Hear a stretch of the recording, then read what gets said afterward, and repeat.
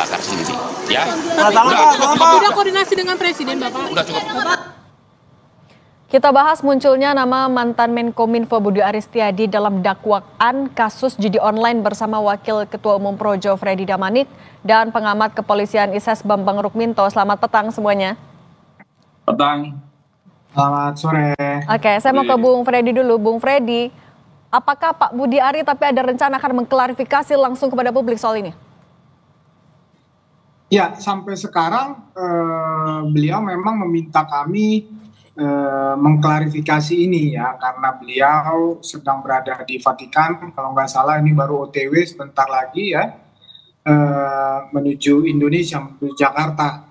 Kami belum tahu kalau beliau akan melakukan klarifikasi langsung, tapi kami memang sudah kontak langsung dengan beliau beberapa kali, menanyakan tentang ini, berdiskusi tentang ini, dan kami memang secara resmi diminta untuk melakukan klarifikasi dan penjelasan perihal ini kepada publik, kepada media. Apa klarifikasinya dari Pak Budi? Ya, seperti yang saya sampaikan tadi. Jadi kan jujur kami belum membaca, belum melihat dokumen dakwaan ini ya. Kami belum melihat. Yang kami lihat hanya potongan-potongan, cuplikan-cuplikan katakan di media, di media online. Bahkan video pembacaan dakwaan ini pun jujur kami belum pernah melihat. Saya nggak tahu apakah Kompas memiliki video waktu sidang pembacaan dakwaan ini. Ya, jadi katakanlah informasi yang saya sampaikan ini ya, atau klarifikasi yang saya sampaikan ini hanya berdasarkan sumber dari media-media yang saya sampaikan tadi ya. Kalau itu kita asumsikan benar dakwaan itu sebagaimana dibacakan tanggal 14 Mei. Ya, itu klarifikasi penting. Soalnya jujur kami belum membaca itu dan belum pernah pegang itu dokumen. Nah, kalau memang benar seperti apa yang kita dapatkan dari potongan-potongan di media itu mengenai ada yang menulis misalnya dugaan keterlibatan Budi Ari menerima 50% jatah itu persentasenya itu. Nah, jelas seperti yang saya sampaikan di Kompas sebetulnya. Jadi berdasarkan dakwaan tersebut ya, asumsi saya anggap tadi itu benar ya, berdasarkan dakwaan tersebut justru ini bukan berdasarkan saya, berdasarkan dakwaan itu justru ya kesepakatan itu ya kong kali kong itu hanya antara para terdakwa itu, yang 4 orang itu. Mereka membuat porsi-porsi pembagian penerimaan jatah itu. Nah, disebut ada berapa sih itu, 3 apa 4. Nah, salah satunya disebut jatah Budi Ari Setiadi ya, 50% selaku Menteri Kominfo, kan begitu. Nah, tetapi di dakwaan itu sendiri tidak disebutkan bahwa ada saksi atau ada bukti yang menyatakan bahwa Budi Ari mengetahui kesepakatan itu. Itu yang pertama. Tidak menyatakan ada saksi atau bukti yang menyatakan Budi Ari menerima bagian itu, 50% itu atau berapapun itu. Nah, itu di dakwaan. Faktanya kami sudah konfirmasi dan tanyakan langsung bahwa memang beliau tidak tahu dan tidak menerima apapun dari proses transaksi apapun yang berhubungan dengan judi online itu. Oke, Bung Freddy. Oke, tahan dulu. Saya mau ke Mas Bambang. Mas Bambang, tapi dengan munculnya nama Pak Budi Ari di dakwaan, apa tindak lanjut secara hukumnya? Apakah langsung nantinya dipanggil ke pengadilan atau polisi sebenarnya juga bisa memeriksa ulang? Iya, apa yang disampaikan terdakwa dalam berita acara dan maupun dalam dakwaan ini merupakan salah satu fakta hukum yang ada dalam persidangan. Maka penyidik kepolisian ini seharusnya segera melakukan penyelidikan ulang karena Pak Budi Ari Setiadi yang sudah pernah diperiksa dan melakukan klarifikasi. Dan tugas kepolisian ini bukan hanya sekedar mendengar klarifikasi saja, tetapi mencari bukti-bukti terkait dugaan keterlibatan. Kalaupun kemudian terdakwa ini memberikan pernyataan-pernyataan yang terkait dengan pembagian pembagian hasil dari judi online ini pun juga harus didalami lebih lanjut. Apakah ini benar sudah ada transaksi-transaksi atau hanya sekedar catatan-catatan saja. Bahkan catatan-catatan saja itu pun juga harus lebih didalami. Tidak bisa penyidik hanya sekedar mendengarkan klarifikasi dari pihak Pak Budi Aris Setiadi, tetapi lebih tepat penyidik bagaimana mendalami adanya bukti-bukti lain selain pernyataan dari terdakwa. Kalau itu bisa dilakukan, tentu ini akan lebih mengkelirkan masalah, dan bagi terdakwa pun juga akan menjadi mendapatkan resiko bila pernyataan yang disampaikan ini tidak diperkuat dengan bukti-bukti terkait dengan pembagian hasil itu. Mas Bambang, tapi ini kan dakwaan itu berasal juga dari apa yang sudah diperiksa oleh polisi. Kalau dilakukan penyelidikan ulang, apa yang akan membedakan dengan pemeriksaan ulang ini nanti? Ya, yang membedakan tentu karena ini sudah menjadi fakta hukum di persidangan, itu bisa menjadi alat bukti petunjuk. Kalaupun kemudian ada bukti-bukti lain terkait keterlibatan beliau, tentu kepolisian bisa melakukan peningkatan status menjadi penyidikan seperti itu. Kalau untuk menelusuri bukti adanya aliran dana atau tidak, dugaan adanya aliran dana kepada Budi Ari, apa yang bisa dilakukan? Sulitkah, apa kendalanya? Dari saksi-saksi, karena ini sudah menjadi fakta persidangan ya, artinya hakim pun nanti juga akan mengejar apakah itu hanya sekedar pernyataan saja sebagai dalih untuk memperingan para terdakwa, atau memang memiliki bukti-bukti yang untuk memperkuat dari pernyataan tersebut. Kalaupun ini tidak ada bukti-bukti, tentu ini akan menjadi pemberat bagi terdakwa. Maka selain pendalaman pada terdakwa, penyidik juga bisa mencari bukti-bukti lain, misalnya transaksi, terus kemudian catatan-catatan kapan pembagian itu dilakukan, baik berupa kesepakatan yang termasuk Pak Budi Aris Setiadi mungkin mengikuti pernyataan tersebut, bisa melalui penyelidikan rekam jejak digital misalnya, seperti itu. Dan yang lebih penting adalah transaksi itu sudah dilakukan atau belum, seperti itu. Kalau belum dilakukan, tentu akan memperlemah kesaksian dari para terdakwa. Oke, Bung Freddy, Anda meyakini kalau Pak Budi Ari memang tidak tahu sebenarnya, tapi apabila memang perlu adanya penyelidikan ulang, Anda bisa meyakinkan publik juga bahwa Pak Budi Ari akan siap untuk diperiksa lagi? Ya, saya nggak tahu yang dimaknai dengan penyidikan atau penyelidikan ulang ini, tetapi ini kan proses baru ya di persidangan, ya, dan itu yang penyebutan itu yang saya juga nggak tahu tiba-tiba muncul itu di dakwaan. Saya mengatakan tiba-tiba muncul di dakwaan. Karena di dakwaan itu tidak juga disebutkan. Itu dari siapa, informasi siapa, keterangan siapa. Ya, apakah itu keterangan terdakwa yang mana? Tidak ada sebutkan di situ. Itu hanya muncul begitu saja. Ya, makanya saya katakan tadi di klarifikasi di depan. Bahkan, ya, apakah itu ada dibacakan jaksa? Ya, sewaktu membacakan dakwaan itu, jangan-jangan tidak ada, jangan-jangan kita ini hanya berdiskusi, hanya ada selembar catatan yang dakwaan yang beredar. Kalau yang saya lihat hanya seperti itu, tapi walaupun misalnya ada itu penyebutan, ya, tadi saya juga kurang sepakat ini sudah masuk di dalam fakta persidangan. Ya, karena sampai sekarang jujur kita itu belum melihat fakta persidangan yang mana. Nah, tapi ya, artinya Pak Budi Ari akan siap juga nggak kalau diminta pembuktian langsung di persidangan?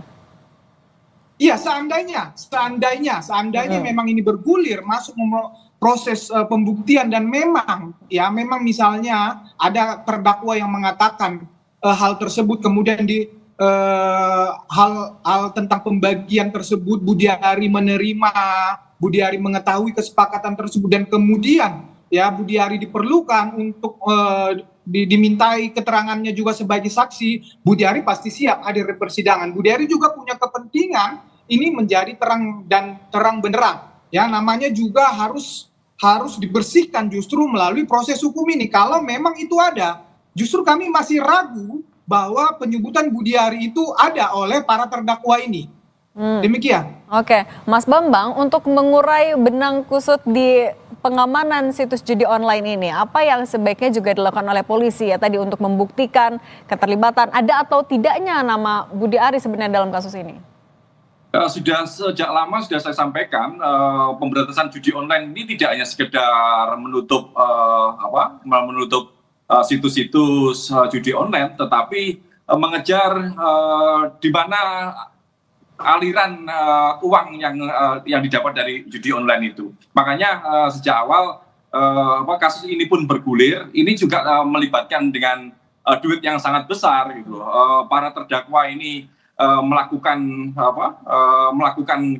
kejahatannya di kementerian itu juga berdasarkan dengan dalih uang gitu. Makanya untuk mengejar ini bukti-bukti terkait dengan transaksi keuangan yang sudah disampaikan oleh PPATK ini juga harus didalami.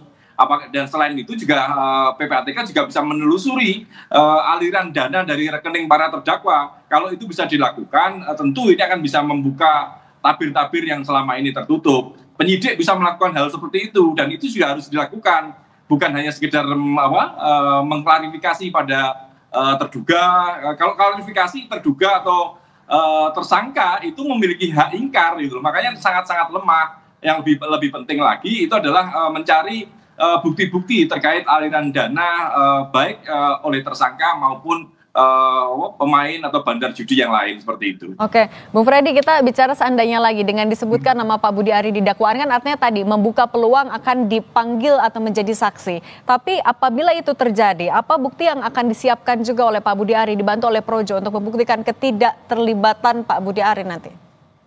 Ya, saya rasa Budi Ari tidak perlu menyiapkan apapun ya, karena beliau 100% tidak terlibat apapun tentang judi online ini, baik memblokir ya, baik perintah untuk tidak memblokir ya, baik perintah untuk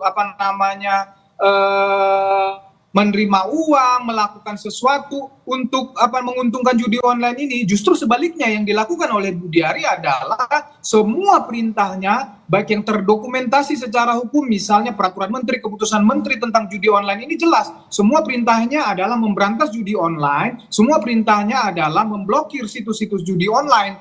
Jadi silakan digali ya saksi atau bukti apapun ya mengenai keterlibatan Budi Ari, termasuk PPATK, termasuk TPPU, silahkan, karena beliau yakin betul tidak ada keterlibatan beliau ya untuk kasus judi online ini. Demikian.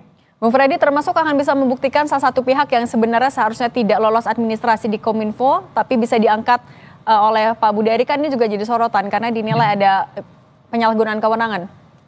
Ya, silakan. Jadi begini, itu kan bukan hal yang bisa ditutupi. Ya, itu kan bukan hal yang bisa ditutupi, itu semua pejabat Kominfo ya yang terkait bisa dipanggil keterangan untuk itu. Itu yang pertama. Yang kedua, ya perlu saya sampaikan, perlu saya jelaskan di sini ya. Budi Ari itu ketika menjabat ya menjadi Kominfo itu 17 Juli 2023, perintah prioritas yang harus dilakukan Budi Ari itu ada dua hal. Yang pertama pemberantasan judi online, karena memang itu sangat merugikan masyarakat. Yang kedua yaitu pembenahan semua BTS. Nah, ini Budi Ari harus bergerak cepat. Harus bergerak cepat khususnya untuk melakukan dua hal ini. Nah, kita bicara konteks pemberantasan judi online.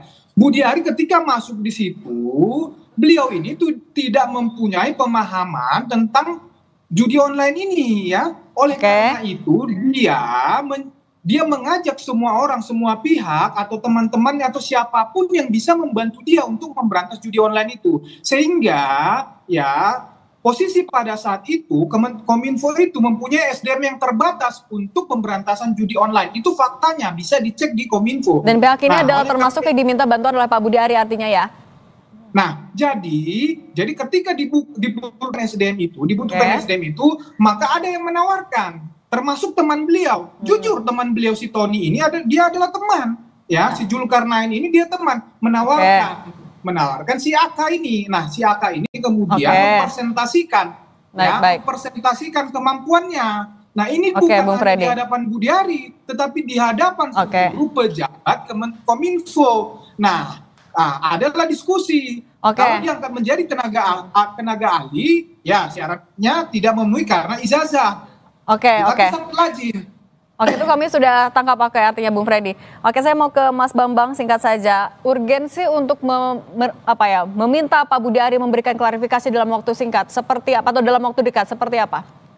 Ya, ini sangat penting sekali ya, sesuai dengan komitmen dari Presiden Prabowo untuk melakukan menjanjikan pemerintahan yang bersih.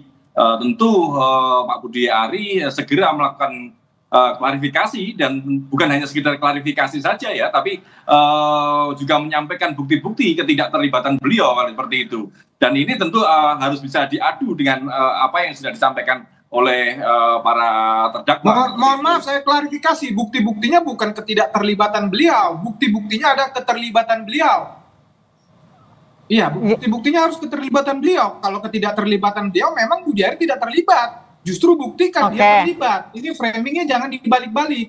Gitu. Maksud saya, Pak Budi Ari Setiadi itu yang menyampaikan bukti-bukti, bukan dari kepolisian gitu. Kalau Pak Budi Ari yang mendatangi kepolisian atau mau mendatangi kejaksaan seperti itu.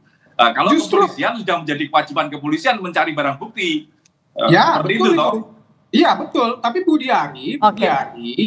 Budi Ari tidak terbukti, tidak ada saksi, tidak ada fakta apapun mengenai keterlibatannya. Jadi tidak perlu Budi Ari itu melakukan. Mas Freddy, apa yang disampaikan terdakwa dalam BAP itu tentu harus didalami oleh pihak kepolisian.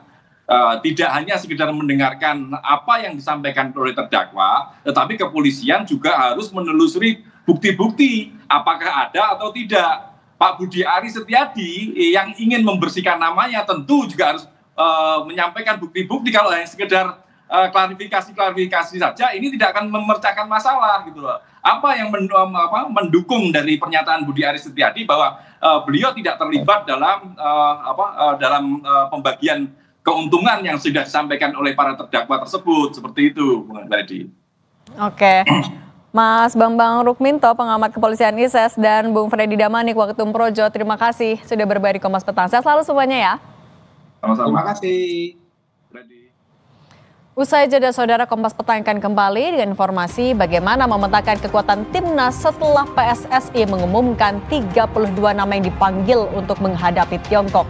Simak perbincangannya di Kompas Petang saat lagi.